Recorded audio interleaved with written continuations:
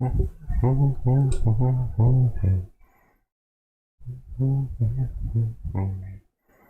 you just love the Inception? Look, Inception.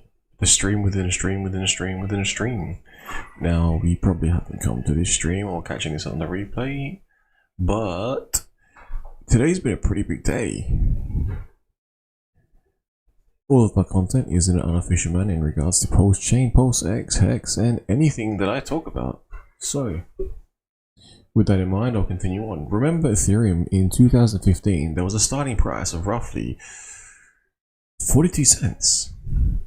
Now, it did trade all the way up to, $1.39, which is a modest, 2, maybe 3x thereabouts, maybe a bit more, maybe a bit less. And why is that relevant? Well, that's relevant because we are experiencing a similar event. However, this event was a fork of the entire Ethereum state. So ever since Ethereum, was born back in 2015, this is a part of its evolution. Now, how is that possible, you say? Well, if you like cheaper fees, if you like getting a copy of all your stuff over on Pulsechain, then maybe, just maybe, you could consider Pulsechain a part of the evolution of Ethereum. Now, some people might not like that, but hear me out. If Ethereum started back in 2015 and it was the price of 0.42, and maybe you got into it that early, maybe you didn't, and you still held till today, you would be sitting on some pretty decent gains. And also, on the decent gains, you would also now have a copy of your entire system state. Now, it's similar to Ethereum proof of work and Ethereum fair, but however, this time it's the entire system state, not just, the copy of your Ethereum, but all of the contracts. Know what I mean by that? Well, if you have a look at Hex, for example, you will have a copy of that. If you have a look at the stables that you can bridge into it, you can provide value to the system. Now, the copies of the stables are already on Pulsechain. However, the copies, the PRC20 versions, currently aren't at parity. Same with Bitcoin, wrapped Bitcoin, that is on the Ethereum network. Now, over time, who knows? Maybe they hit parity, maybe they don't. I don't know. It depends what the LP providers are going to do. Now, we do have also, this is probably the interesting news that everyone's probably already covered, and I'm just so far behind. It's kind of comical at this point in time because we already have, it's been about, 20 days, something like that. Sorry about the noise in the background, but it's been about 20 days and we've already got multiple copies of Wrapped Pulse on Ethereum. We have the old Pulse, which if you send across the bridge won't automatically unwrap itself if you select it. We also now have the new Pulse, which you can send across the bridge, and once you send it across the bridge after purchasing it from Ethereum chain, will receive Pulse, which will automatically unwrap itself, which means you can trade. So say for instance you wanted to enter into Pulse and you didn't want to go through an exchange, you already had some funds held but you needed Pulse to transact. Well, now you've got that opportunity to do so, and it will still remain in place, so it's not going anywhere. Now, what do we have here?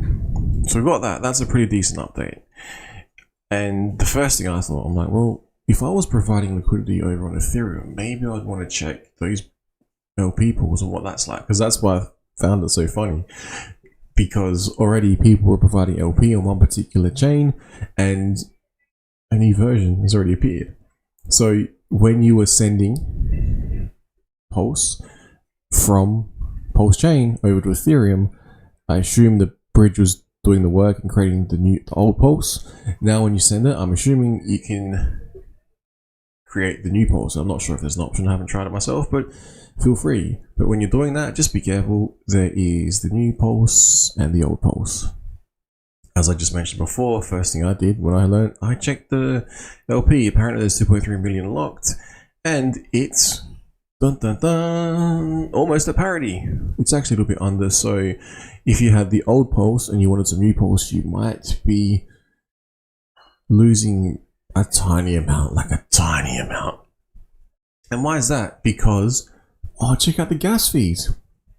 Over on Ethereum, you're going to pay $7.40 to transact, to exchange 0.000162 dollars worth of an asset. Now, it kind of sucks. I mean, if you were to do it on Pulsechain, assuming you could, because assuming you had some Pulse, now you have an option to do this, it would cost a mere, if I can even find it.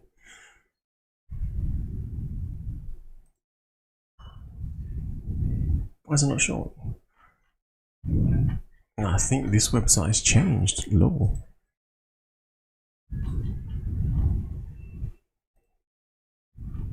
We can change that around. And we can, oh my god, gas. It might help if you click on gas on this particular website. It would cost you to swap 16 cents. So if you had one Pulse, which mind you is not worth much, and you wanted to swap it, it would cost you 929 Pulse, but that's dollar value 15 cents. Now, I don't know about you, but 15 cents is a lot less than $7.03. Now, I won't get into the high gas fee debate because, God forbid that over time Ethereum history repeats or it rhymes. Pulsechain gets to some insane number. What's that number, or current number, divided by 10,000? No, maybe you look at it that way. I don't know. It is.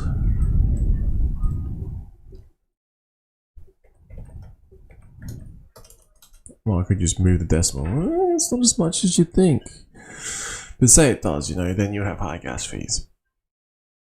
Now, LP pools in place. We've got bridges in place with the old Pulse on Ethereum, now the new Pulse on Ethereum. And we've got some old tweets, but for me they're new. Basically explaining the Pulsechain bridge and the way that you can consider today, on a full moon here in Australia, a wonderful day to be able to enter into Pulsechain if you didn't have any Pulsechain. And once you get over there, you can actually unwrap it. And then you'll be able to have access to all the fun and games over there. And I think you'll find you'll be familiar with everything because it is a system state copy and it is cheaper. Now, what else is there you might consider today? Pulsechain's first day, because now everyone that has access to Ethereum has access to PLS. That wasn't the case yesterday. It's a day-night difference. 1000x on-ramp. If you want Ethereum fees to keep going down, you should keep showing Pulsechain love. Think about it. Think about it. Reducing the strain. So, maybe my theory of the evolution of Ethereum might just hold true. Maybe the price of Pulsechain will increase over time. Once that does take place, maybe, just maybe, you'll see some interesting things take place within the ecosphere that treats you better. Because I know if I was wanting to transact something worth less than a cent, I wouldn't want to be spending $6.17. But if I was to do it over, something like, this is a bit silly, but something less than a cent would only cost me 14 cents over on Pulsechain. So it's been literally given to the world for free. So I honestly think it is an evolution of Ethereum. That's about it. Thank you for tuning in. Catch the replay. But yeah, wouldn't it have been nice to buy Ethereum at 42 cents? Would have been pretty cool, right? It would have been pretty cool to be able to purchase Pulse, maybe when it was near an all-time low. Who knows? It's up to you. Alright, peace. Signing out.